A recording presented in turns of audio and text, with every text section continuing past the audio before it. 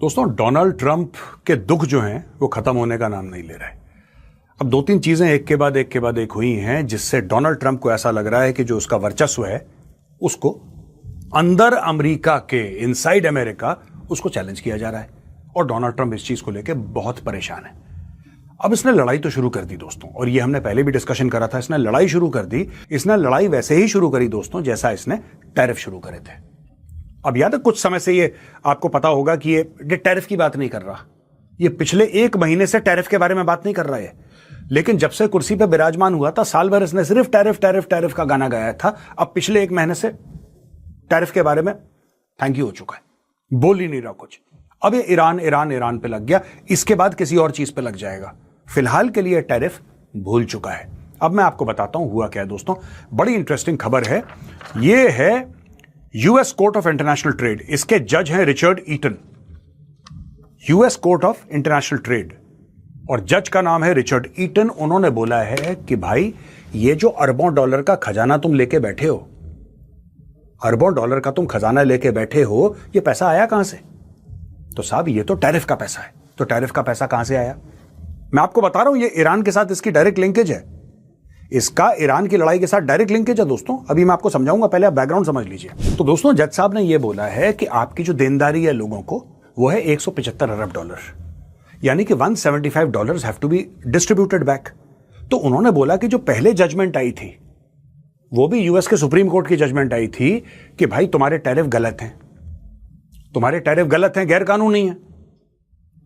तो ट्रंप की टीम ने बोला कि लेकिन पैसे वापस करने की तो कोई बात करी नहीं जज साहब ने।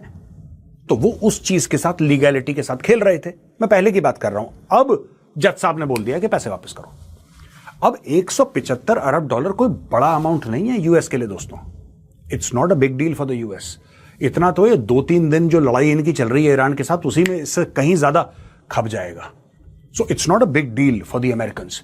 बट ट्रंप की इतनी बड़ी बेइज्जती हो गई है क्योंकि एक तो आपने गैरकानूनी तौर पे, और यही यूएस की कांग्रेस ने बोला, यूएस की कांग्रेस में यही तो बात आई है कि भाई आपका मामला है नहीं टैरिफ का। यही यूएस की सुप्रीम कोर्ट ने बोला है आपका मामला है नहीं टैरिफ का, आप टैरिफ कैसे लगा सकते हैं, आपके अधिकार क्षेत्र में तो है नहीं। अब दोस्तों आते हैं ईरान वॉर पे। यही बात यूएस में चल रही है कि आपके अधिकार क्षेत्र में जैसे टैरिफ नहीं था वैसे ईरान की लड़ाई भी नहीं है। आपको किसने बोला कि एज प्रेसिडेंट आप बोल सकते हैं कि जाओ मारो उसको? ये बोला किसने आपको? भाई आप अपने अधिकार क्षेत्र के बाहर जाके ये सब काम कर रहे हैं, ये ठीक नहीं है। अब वहां पे वोटिंग हुई दोस्तों, कांग्रेस में वोटिंग हुई। अब दोस्तों जो कांग्रेस में वोटिंग हुई है, ये देखिए, the House narrowly rejected a resolution Thursday to curb President Donald Trump's powers in the Iran war. It is the second vote in as many days after the Senate defeated a similar measure, 47 to 53, while the tally in the House, 212 by 219 was expected to be tight. The outcome provided a clarifying snapshot of political support for and opposition to the US-Israel military operation. और यहां पे Gregory Meeks ने बोला है, जो top Democrat हैं, ये representative हैं हाउस फॉरेन अफेयर्स कमेटी, इन्होंने बोला Donald Trump is not king and if he believes the war with Iran is in our national interest then he must come to Congress and make a case. तो यहां पे लोग बोल रहे हैं कि साहब आप राजा नहीं हैं। ये जो आप कभी दंदनाते फिरते हैं टैरिफ टैरिफ टैरिफ लगाओ तो टैरिफ लगाओ तो मैं देख लूंगा, इसको सबक सिखाओ, भारत को सबक सिखाओ, चाइना को सबक सिखाओ। ओ भाई, आपको बोला किसने ये सब करने के लिए? According to US law, according to US constitution आपके पास वो अधिकार है ही नहीं। और जो आपके पास अधिकार नहीं है, आपने गैरकानूनी तौर पे वो काम किया और दुनिया भर की ट्रेड को आपने, जिसको कहते हैं कि उथल पुथल, वहां पे मचा दिया। और वही चीज ईरान की लड़ाई के आपको बोला किसने? आपको बोला किसने भाई? अब व्हाइट हाउस में बहुत बड़ी मीटिंग होती है, व्हाइट हाउस में मीटिंग होती है, व्हाइट हाउस में ये लोग एक्सप्लेन करने की कोशिश करते हैं। वहां पे सेनेट के सामने मार्को रूबियो जाता है और मार्को रूबियो एक्सप्लेन करता है कि हमने लड़ाई लड़ी क्यों, ईरान को हमने अटैक किया क्यों। और ये 3 दिन पहले की बात है।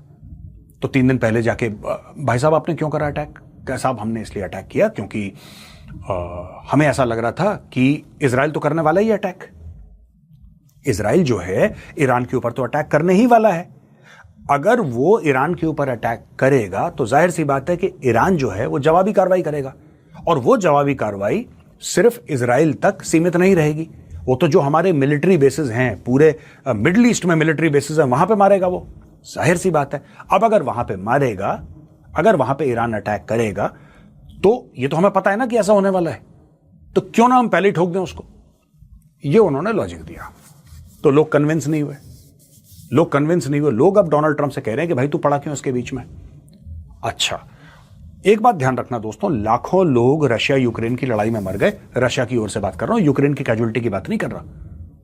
3-3.5 लाख पता नहीं कितने लोग ऑफिशियली मरे रशिया की लड़ाई में।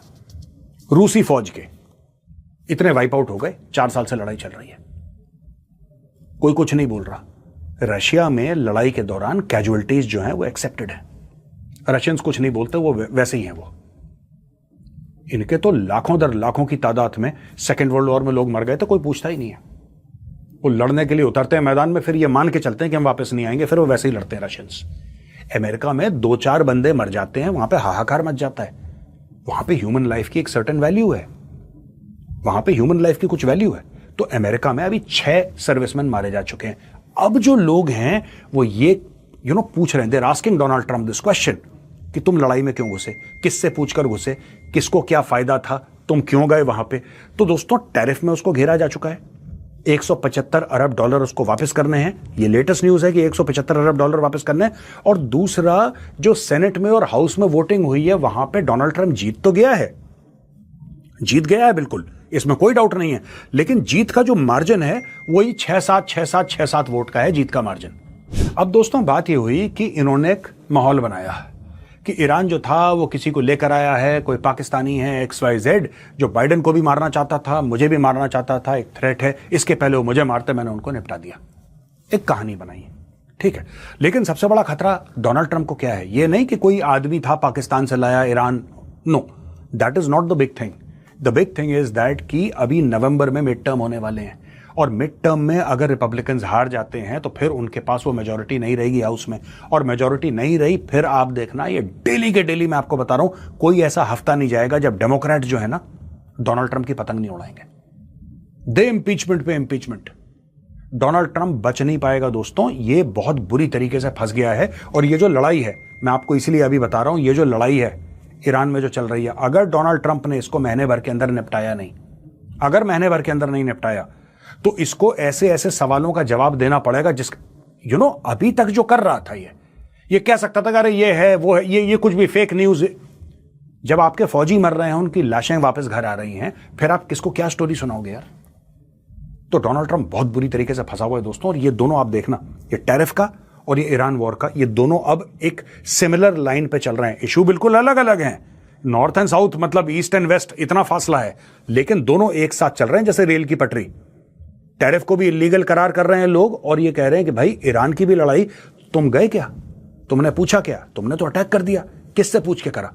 अब इसके ऊपर अमेरिका में बातचीत चल रही है।